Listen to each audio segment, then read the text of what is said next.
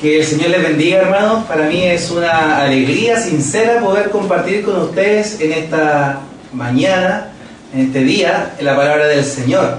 Y obviamente esto es un proceso. Yo sé que ustedes están trabajando una temática que es en el Evangelio de Juan. Y entré en mis series y creo que esta ya sería la cuarta del mes, no sé en qué instancia estarán, pero vamos a abordar lo que acabamos de leer en el Evangelio de Juan, en el capítulo 21. Es una alegría para mí estar acá porque en realidad yo estudié en el seminario de la Iglesia Presbiteriana. Ya egresé hace algunos años y muy contento estoy de poder servir al Señor en labores docentes para el seminario. Yo me siento muy grato disponiendo de mi tiempo para servir al Señor. Así que yo creo que eso también nos debe motivar y seguir motivando a los jóvenes a dedicarnos al servicio al Señor, dedicarnos al servicio de la iglesia, a exponer la palabra de Dios con fidelidad. ¿Ya? Les voy a invitar a tener su Biblia abierta. Yo voy a abordar junto a ustedes el tema, ¿ya? El texto del Evangelio de Juan, capítulo 21, donde nos cita a Jesús como el buen pastor. ¿Ya? Una cosa curiosa es que las iglesias evangélicas y protestantes, sobre todo también las reformadas, llaman a sus líderes eclesiásticos pastor. ¿Ya? Difiere en tanto de otras visiones teológicas como son los sacerdotes. Ya no vamos a entrar en la discusión de por qué se le llama de una forma u otra, pero fíjense ustedes, lo importante es que llamemos a un líder de una iglesia con I minúscula pastor. Ese pastor y aquel otro pastor de cualquier otra iglesia presbiteriana o de otra denominación debe estar sometido al pastor de los pastores. Y en efecto también las ovejas de aquellos pastores con P minúscula están sometidos también al pastor de los pastores. Al leer el Evangelio de Juan nos encontramos con un desafío profundo. Y ayer lo hablábamos en nuestro estudio de educación cristiana. Conocer, amar y obedecer a nuestro buen pastor. ¿Qué significa conocer, amar y obedecer a nuestro pastor? Por muchos es conocido que la metodología de enseñanza del buen pastor, del Maestro Jesús, de las más utilizadas son las parábolas. ¿Y qué es una parábola? Estamos frente a está frente a nuestros ojos la parábola del buen pastor. Una parábola es una narración de un suceso inventado de la que se saca una enseñanza moral. Es una historia que muestra el reino de Dios explicado de una manera comprensible en un lenguaje contemporáneo. Hasta ahora, en el Evangelio de Juan, hemos visto a Jesús como la palabra, hemos visto a Jesús como la luz, el agua viva y el pan de vida. Pero en este texto es el propio Jesús quien se revela a sí mismo como el buen pastor, y sus enemigos, como lo decía el versículo 20, lo consideran un endemoniado, un loco de remate, decía la versión NBI. Pues bien, estamos frente a la puerta, estamos frente al pastor, estamos frente al ladrón y el bandido, etc. ¿Quién es cada uno de estos? ¿Quién es este pastor? ¿Quién es este bandido? ¿Quién es aquel que no entra por la puerta?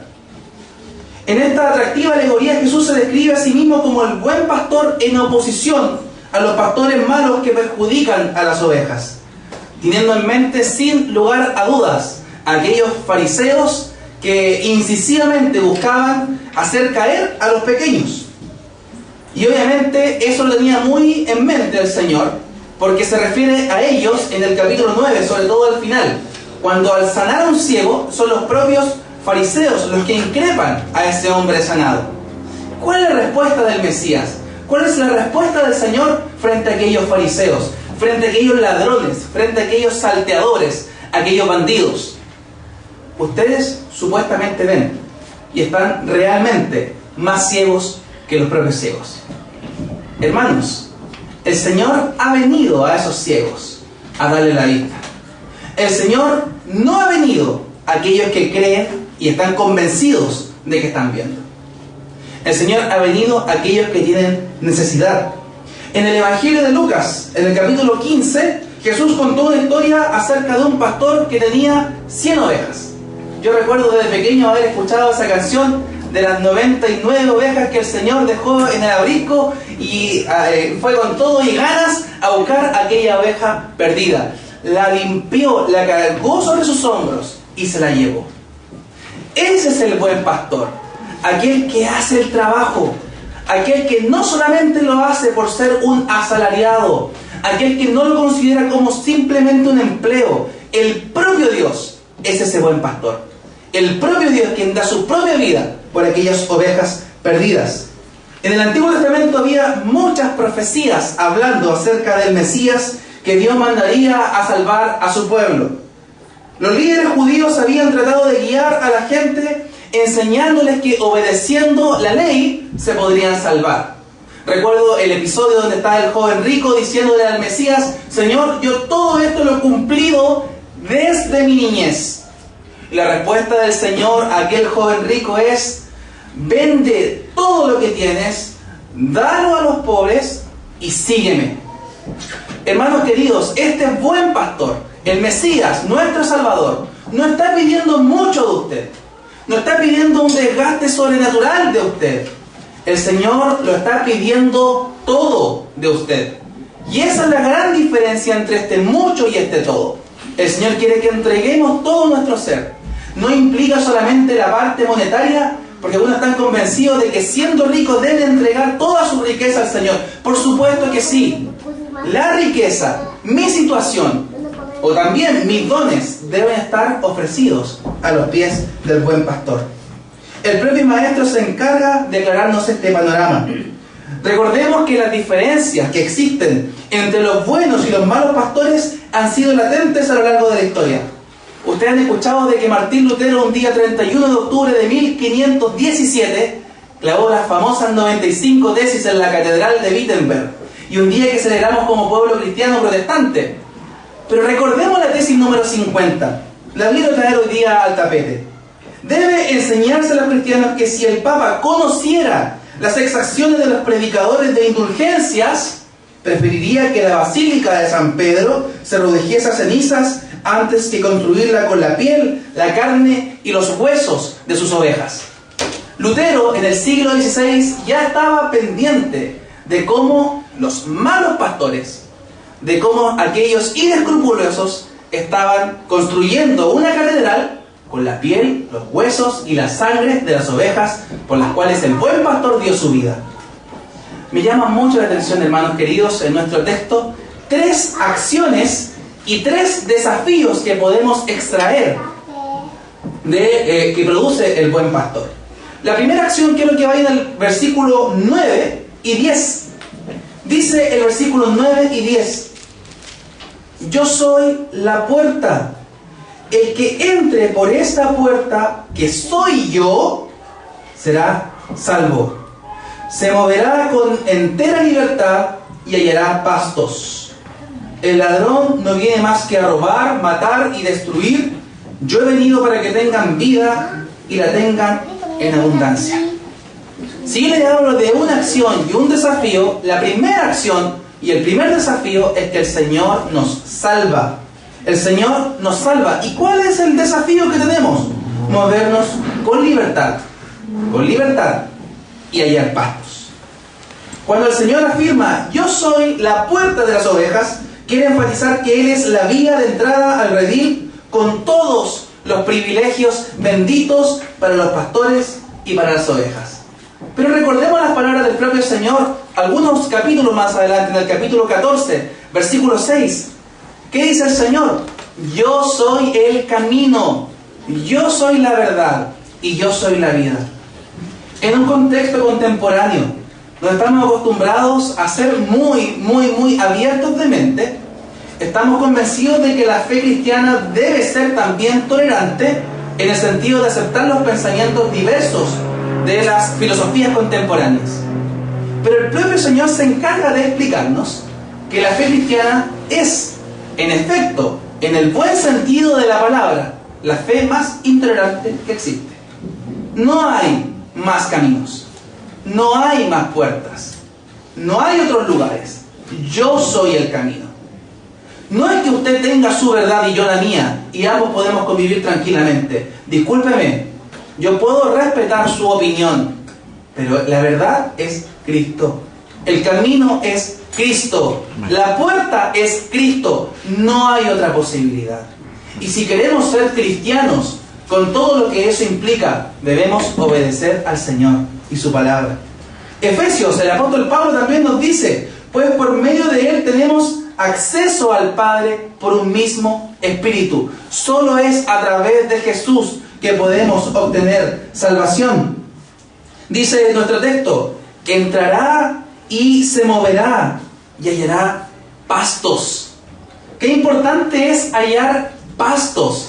No pasto añejo, no pasto viejo, no pasto que la gente pueda entregar. Es el pasto que el propio pastor, el buen pastor de las ovejas, nos quiere entregar. El Salmo 23 no lo expresa así. Yo recuerdo la versión Reina Valera, ¿no? El Señor es mi pastor, nada me faltará. Y en lugares de delicados pastos, Él me hace descansar. Y junto a agua de reposo, Él me pastorea. Conforta mi alma. Hermano, el texto del Salmo 23 a veces lo aprendemos de memoria. Yo recuerdo tener 8 años, me lo memoricé. Hoy día mi sobrina de 2 años y medio y me ganó porque ya se lo memorizó. Es muy lindo ver cómo los niños memorizan la palabra del Señor. Pero fíjense lo que dice el texto. Es un verbo imperfecto en el original. ¿Y qué implica esto? Que es una acción continua. El Señor es tu pastor y nada te está faltando. Si el Señor es quien rige nuestra vida, no tenemos necesidad de nada más. Nuestra vida es el Señor.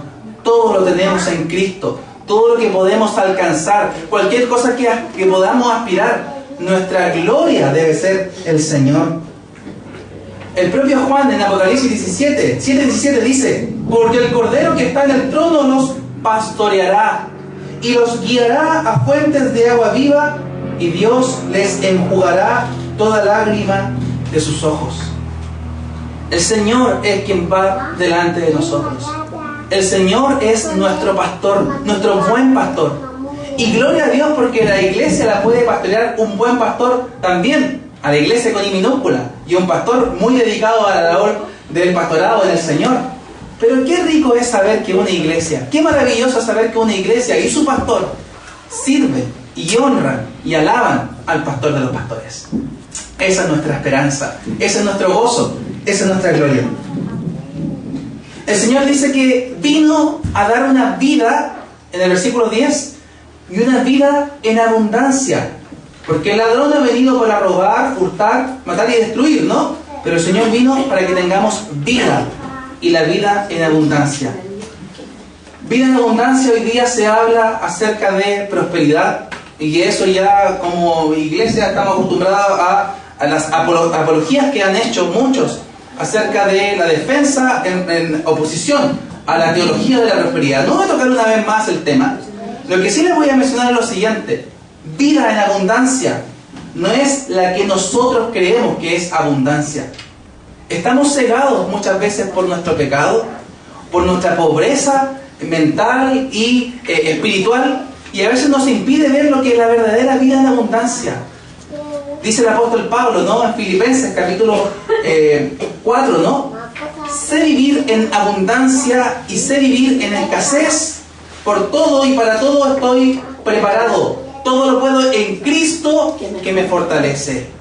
Cristo el Señor en la vida abundante. La vida abundante no es la riqueza ni la pobreza. La vida en abundancia es Cristo. Si el Señor es nuestro pastor, tenemos vida abundante. Si el Señor va delante de nosotros, tenemos vida abundante.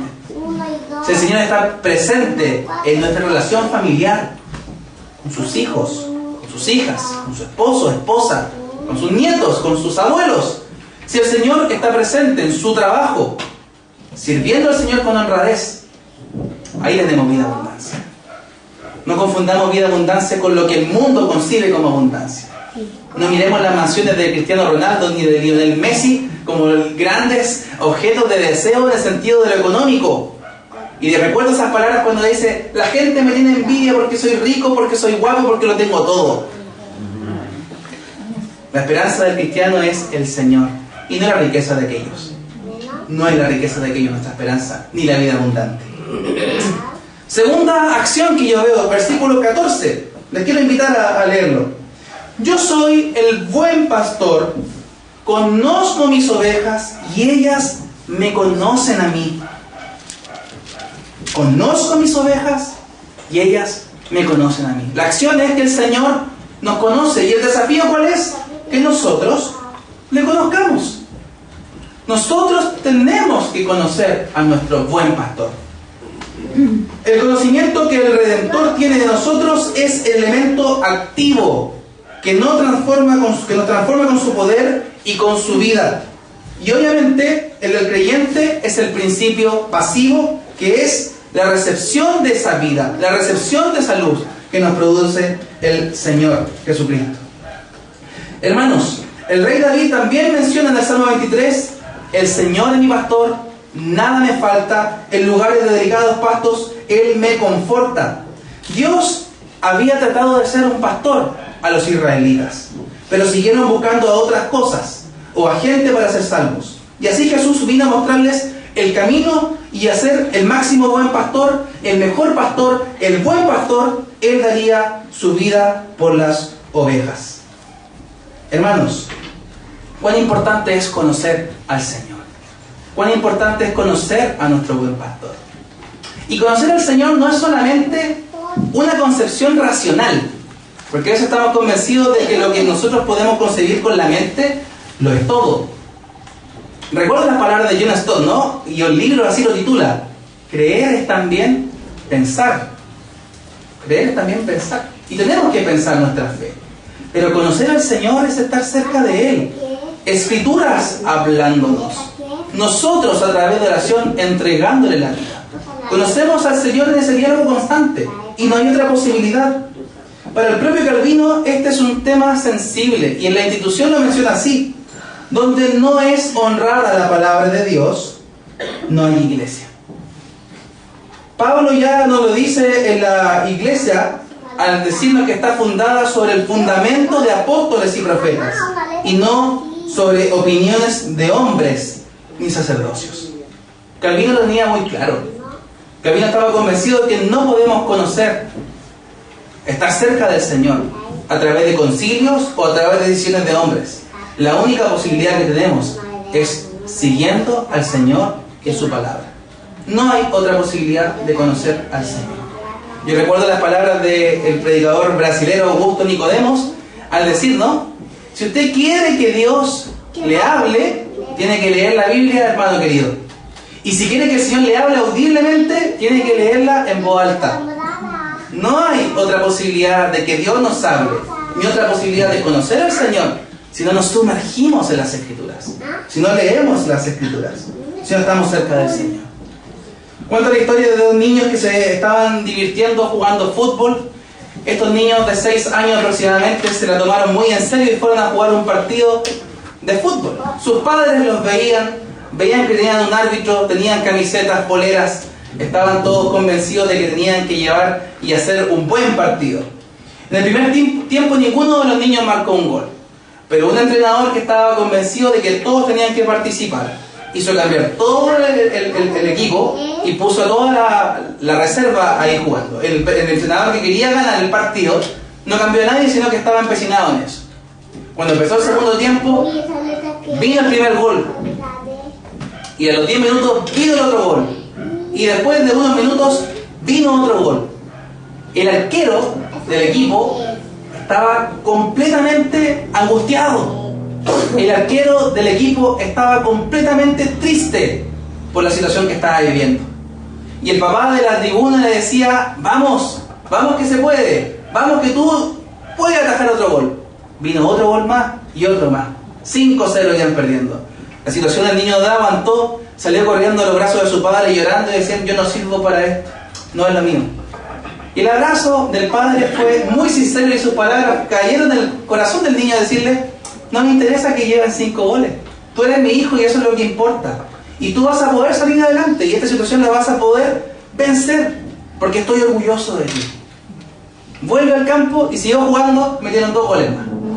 Las palabras del papá no sirvieron para que el otro equipo no hiciera más goles. Pero hermano, ese niño que recibe goles, a veces somos nosotros mismos. que las circunstancias de la vida nos hacen caer, las circunstancias de la vida nos hacen meter uno y otro gol, y en realidad cada uno de esos goles nos duele en el corazón, nos duele en el alma. Nuestro buen pastor está en las tribunas alentándonos y diciéndonos: tú eres mi hijo y no me interesa cada situación que puedas estar viviendo, yo te conozco, tú tienes que conocerme a mí y saber de que no importa la situación en la que estés, yo voy a estar de hecho contigo. Hermanos queridos, esta ilustración nos muestra realmente el corazón del Señor en alguna medida. El Señor está con nosotros, el Señor va delante de nosotros. El Señor obviamente nos corrige, pero la corrección del Señor es con amor, es con gracia, es con sabiduría. Tercera, y para ir terminando, la tercera acción que llevo en el texto, en el versículo 16, en la siguiente, el versículo dice así: tengo otras ovejas que no son de este redil, y también a ellas debo traerlas. Así ellas escucharán mi voz, y habrá un solo rebaño y un solo pastor. ¿Cuál es la acción que hace el Señor aquí? Busca a otras ovejas. Busca a las otras ovejas, que son las ovejas de su rebaño. ¿Y cuál es el desafío que tenemos nosotros en forma implícita aquí? Nos hace parte de este desafío, de anunciar a las ovejas lejanas, de anunciarle a las ovejas perdidas. Al decir Jesús esto, estaba refiriéndose a los gentiles, a la gente lejana, a los no judíos. Y obviamente, al mencionar oirán mi voz, este no es un lenguaje de una mera previsión de que ellos van a creer, sino la expresión de un propósito, de un sentido, de un objetivo: traer a estas ovejas al redil del buen pastor. Qué importante es identificarnos con la obra del Señor, ser miembros activos de la gran comisión. Esas ovejas perdidas están sin pastor, y dice la Biblia que de aquellas el Señor tuvo compasión. Y al ver las multitudes, tuvo compasión de ellas, porque estaban como ovejas que no tienen pastor. Hermanos, la pregunta que yo hago aquí es: ¿vivimos mirando a nuestro alrededor y aún más allá con compasión? ¿Estamos viendo con compasión a la gente que está perdida en el mundo? Y en nuestro país, por supuesto que la hay. Pero ¿estamos viendo las noticias con compasión? ¿Estamos viendo con angustia la situación que se vive en Medio Oriente con la cantidad de muertes que hay? El Señor, el buen pastor, dice en su palabra que hay muchas otras ovejas que son de su redil y Él las va a ir a buscar. Obviamente en la teología hablamos del llamamiento interno, de un llamamiento eficaz. El Señor lo produce, pero nosotros nos usa para llevar a cabo esa misión. Y debemos convencernos, hermanos, de que nosotros debemos llevar a cabo el trabajo que el Señor nos encomendó. Obviamente, la pregunta que también quiero hacer es: ¿tenemos algún dejo de pesar por los que sufren? No solamente por los que mueren, por los que sufren, por aquellos que están en pobreza, por aquellos que están viviendo sin techo y sin casa, por aquellos que están en necesidad. Porque el Señor nos llama, obviamente, y ayer lo mencionamos en la Gran Comisión, Mateo 28, 19 y 20, ¿no? Ir y hacer discípulos a todas las naciones.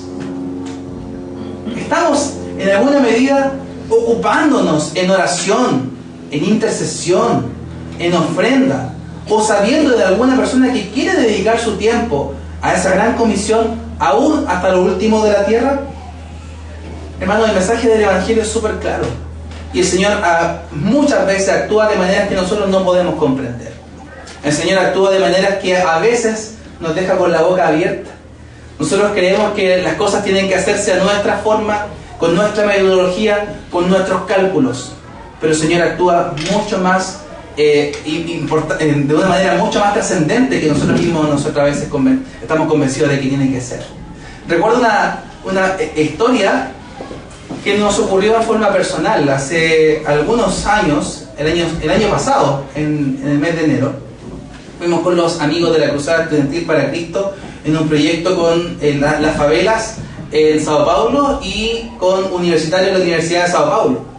Y después de haber participado en una evangelización en las favelas, quedamos impactados por la situación que se vive ahí. Como niños son los que transportan la droga y temas como esos. En realidad eso sensibiliza el corazón de nosotros. Y luego fuimos a predicar a la universidad. Y en la universidad, obviamente, la predicación es un poco y un tanto distinta a la predicación que nosotros podemos hacer a veces en la iglesia. Y recuerdo que había una persona que no cumplía con el patrón de a quien le tengo que predicar. Si usted lo ve en la calle le da miedo. Es un chiquillo que estaba con los brazos tatuados, un pelo largo y una calavera aquí vestido de negro. Recuerdo que nosotros estábamos haciendo una actividad para invitarlo a una fiesta chilena y así enganchar con el estudiante y poder compartirles del Evangelio. Y yo le invito a la fiesta chilena y comienzo a compartir del mensaje del Evangelio con él. Y le pregunto si tiene unos minutos. Me dijo todo el tiempo que quiera, yo tengo tiempo. Y me comenzó a hacer preguntas acerca de la fe. Me comenzó a hacer preguntas acerca del Evangelio. Y ese heavy metal, un cabello trash, bien metalero y con polera bien para algunos satánica, una hora después estaba entregando su vida al Señor. Y se estaba queriendo dedicar al Señor. Le dije, ¿sabes qué? 2 días más nos vamos a reunir para compartir un discipulado. Y nos juntamos a las 12. Nosotros como chilenos a veces nos cuesta el tema a la hora. Hermano, a las 12 el chico estuvo ahí. Al día siguiente no teníamos lugar donde hacer nuestro discipulado, porque donde nos alojábamos no estaba permitido. Y en realidad donde lo pudimos hacer fue en una cantina, donde estaba harta gente haciendo de su bebida y de su tomada ahí. Pero nosotros compartimos el Evangelio con él, haciendo un discipulado en un lugar donde no es como lo correcto, por así decirlo. ¿Sabe qué, hermano? El Señor me tapó la boca. Y el Señor me mostró que en realidad Él actúa de maneras, pero que nosotros a veces no podemos entender. El Señor es quien transforma los corazones. El Señor es quien hace la obra en el corazón. Por más que prediquemos bonito y tengamos el sermón estructurado los 3 o los 4 puntos, por más que nosotros hayamos estudiado a Berkhoff y teología sistemática y tengamos una muy buena exégesis, el Señor es quien hace la obra en el corazón. Y obviamente que tenemos que prepararnos, tenemos que conocer al Señor, pero la obra es del Señor. Y el Señor nos sorprende. Un indígena oriundo de Centroamérica había hallado la paz del Señor, había conocido al Señor, se había dedicado al Señor, y un hombre le preguntó: ¿cómo es posible que tú todo el día estés predicando el Evangelio? ¿Qué tuvo que pasar en tu vida para que eso ocurriera? Aquel indígena, sin abrir su boca, comenzó a tomar unas ramas ahí en Centroamérica y hizo un círculo. Luego tomó un fósforo y lo encendió. Y puso un gusanito que estaba caminando por ahí encima. Después de unos minutos el fuego comenzó a ser más extenso, comenzó a ser más fuerte, y aquel gusanito comenzó a asfixiarse por el humo y por el fuego. Y la única manera de poder respirar algo de aire era levantándose un poquitito para respirar el aire de arriba. Aquel gusanito lo único que sabía es que la ayuda podía venir de arriba.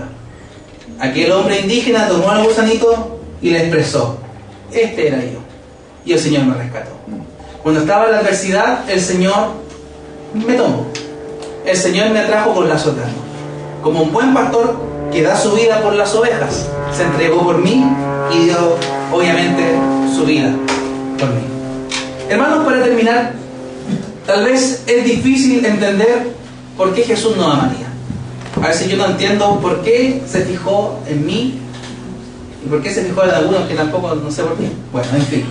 Después de todo, hemos hecho muchas cosas desagradables. Y lo decíamos en la oración de confesión. Hay cosas que ni siquiera podemos decir por la vergüenza que eso nos provoca. Y el Señor, aún así, nos amó. Somos como las ovejas, y está dicho que las ovejas no son animales muy inteligentes, más bien son bastante torpes, son bastante desobedientes, y con aquellas ovejas el Señor nos identifica a nosotros. Y con mucha justa razón. Somos como ovejas porfiadas, somos ovejas desobedientes, que muchas veces somos como aquella que se va a los montes y se pierde. Pero el buen pastor, quien da su vida por las ovejas, que se entrega por las ovejas, deja las 99 bien cuidaditas, no las deja dispersas, bien cuidaditas, y va a buscar a aquella que está perdida. Hermanos queridos, las buenas noticias son que Dios nos ama no por las cosas que hacemos, sino porque a Él le plació amarnos. No hubo nada bueno en mí ni en usted para que el Señor nos rescatara, nos escogiera, nos salvara. Fue solamente su amor, fue solamente su gracia, y es tan inmensa que llegó a dar su propia vida por nuestros pecados. ¿Está viviendo usted como una oveja sin pastor? Estamos en la vida diaria a veces como hermanos domingueros que somos, llegando al culto, haciendo la oración de confesión, que a veces es un autoconvencimiento de que estamos bien y después volvemos a hacer lo mismo. Hermanos, nuestras actitudes muchas veces nos muestran que somos como ovejas sin pastor, desorientados alrededor de un desierto de la vida sobre el cual caminamos y estamos sedientos, hambrientos del agua de vida y de pastos que nos da el Señor. Jesús puede ser nuestro buen pastor. Jesús es y va a ser nuestro buen pastor. Pero es hora que volvamos nuestra mirada al Señor. Es hora que digamos, Señor, quiero que tú guíes mi vida. ¿Por qué? Porque ya lo mencionaba, las obras que hace el Señor, las acciones. Él nos salva, Él nos conoce, Él va a buscar a las ovejas perdidas. Pero también son desafíos para nosotros. ¿Cuáles son estos desafíos? Hallar el pasto, buscar el verdadero pasto, conocer al Señor en la palabra de Dios, sumergiéndonos en la palabra de Dios y también entregando nuestros pies, entregando nuestras manos, entregando nuestras rodillas en oración para servir al Señor y anunciar de su palabra a quienes están perdidos también. Hay un dicho antiguo que dice, no recuerdo haber visto a un calvinista orar, no recuerdo haber visto a un calvinista fervientemente estar horas en oración. Los calvinistas responden a esa pregunta es que antes de hacerlo cerramos la puerta y lo hacemos. No se hace una oración para ser visto por los hombres. Tenemos que tener intimidad con el Señor. Él es nuestro buen pastor. Y el desafío que el Señor nos da ahora es sencillo y es claro para ustedes el día de hoy. Hallemos pasto. Hallemos el verdadero pasto. No nos convenzamos de que lo que estamos leyendo es lo que corresponde, ¿no? Porque podemos leer muchas filosofías. Podemos leer muchos libros interesantes en el mundo contemporáneo como el que vivimos. Pero más importante es estar sumergido en la palabra del Señor, conociéndole a Él y tomando el desafío de ser personas, una iglesia activa en la gran comisión. Ese es el desafío que el Señor nos entrega hoy. Seamos obedientes a su palabra. Dice el autor al libro de los Hebreos, ¿no? Jesús es el gran pastor de las ovejas por un pacto eterno firmado con sangre. Nosotros muchas veces desobedecemos, pero el Señor es fiel para levantarnos porque Él no puede negarse a sí mismo. Oremos. Te damos gracias, oh Dios, en este día por tu palabra. Amén. Te damos gracias, oh Dios, porque, como dice el salmista, lámpara a nuestros pies y lumbrera en nuestro camino. Con nuestras actitudes muchas veces te desobedecemos y muchas veces nos comportamos como ovejas desobedientes. Pero tú eres nuestro buen pastor. Tú eres aquel buen pastor que da su vida por las ovejas. No eres alguien que simplemente da un poco de su tiempo, sino que siempre estás atento al clamor de tu pueblo, al clamor de tus ovejas. Señor, te rogamos que nos ayudes a nosotros a ser obedientes, a ser hombres y mujeres dispuestos, Señor, a conocerte más, a buscar el buen pasto, Señor, y también a entregar nuestras vidas en la gran comisión, anunciando tu palabra a aquellos que están en oscuridad. ¿Cuánta necesidad hay de ti, Señor? ¿Cuántos hoy se pierden sin conocerte, Señor? En el mundo, en vicios, en situaciones que muchas veces no te agradan, Señor. Te rogamos que nos vuelvas a ti, que invirtamos nuestro tiempo, nuestros recursos, lo que somos, nuestra vida, Señor, en ti. ¿Qué mejor inversión que esta, Señor? Entregar nuestra vida a aquel, Señor, quien se dio a sí mismo por nosotros.